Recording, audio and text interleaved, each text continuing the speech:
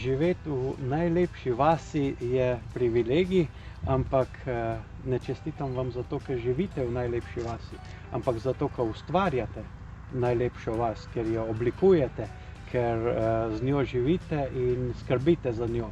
Zato čestitke.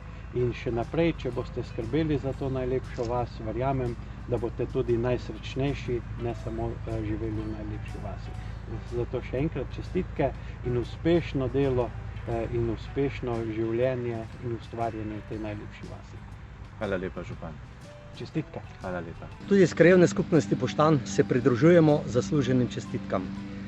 Prijeto priznanje potrjuje, da se niste izneverili tradiciji preteklosti, prizadevanju k urejenosti kraja, povezanosti in gostoljubnosti domačinov. Verjamemo, da vam bo prijeto priznanje dalo dodaten zagon pri prizadevanjih k prepoznavnosti kraja Šmarčna in s tem krajevne skupnosti ter povezanosti, ki smo jo vsi skupaj željni po epidemiji koronavirusa, zaradi katere je bil okrnjen zlasti človeški stik. Krajevna skupnost Boštanj se zahvaljuje predlagatelju Turistični zvezi Sevnica in občine Sevnica za podporo v vaših prizadevanjih, predvsem pa se zahvaljujem krajanom Šmarčna in vsem vam, ki so vas prepoznali ter prispevali svoj glas.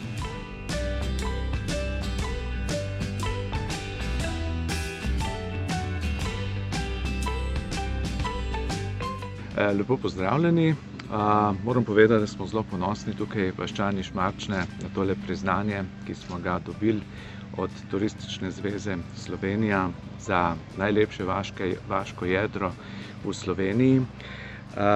Če pomislimo, da nas je samo 80 tukaj živi, pa da je tekmovalo še veliko večjih naselij in pa krajev, smo zelo, zelo ponosni.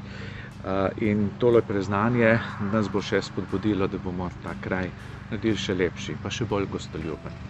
Bi se pa zahvalil tudi vsem, ki so glasovali za nas, nam dajali s tem tudi nek pogum. Tako da hvala lepa in dobrodošli na Šmarčno.